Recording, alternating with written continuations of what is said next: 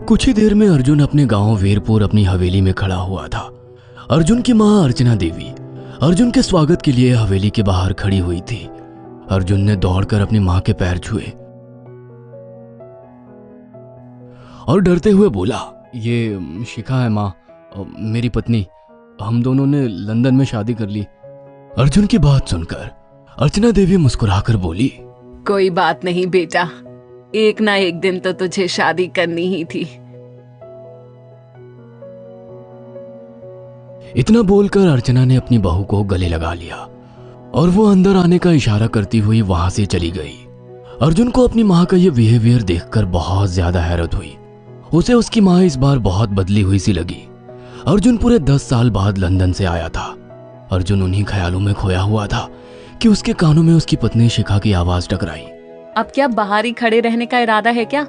अंदर नहीं चलोगे? कौन से ख्यालों में गुम हो गए?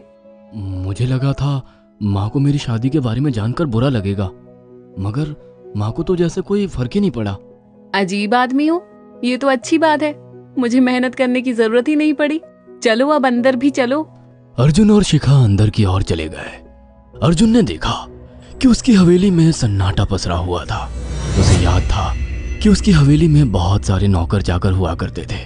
डाइनिंग टेबल पर डिनर के दौरान अर्जुन अपनी माँ से जो बोला वो सुन उसकी पत्नी शिखा और रहस्यमय अंदाज में मुस्कुराकर लगातार देखे जा रही थी। माँ, हवेली के सारे नौकर कहाँ गए? मैंने सबको छुट्टी दे दी बेटा। लेकिन क्यों माँ? तुम्हें तो काम करने में बहुत ज्यादा तकलीफ होती होगी। नहीं बेटा, मुझे कोई तकलीफ नहीं होती। कुछ वक्त से मुझे सुकून और सन्नाटा अच्छा लगता है। अर्जुन इससे पहले अपनी माँ से कुछ कहता कि उसकी माँ ने उसे बोलने से रोक दिया। अर्जुन चुपचाप खाना खाने लगा। खाने के बाद अर्जुन और शिखा बेडरूम में चले गए।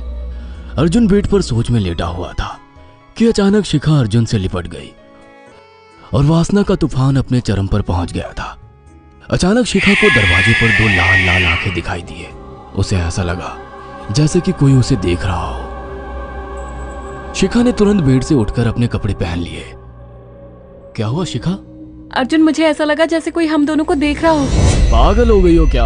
हवेली में सन्नाटा पसरा हुआ है, एक भी नौकर चाकर नहीं है। तुम्हें वहम हुआ होगा। तुमने तो सारा मूड खराब कर दिया शिखा। अब सो जाओ। उस रात अर्जुन तो गहरी नींद में सो गया, मगर शिखा की आंखों से नींद कोसों दूर थी।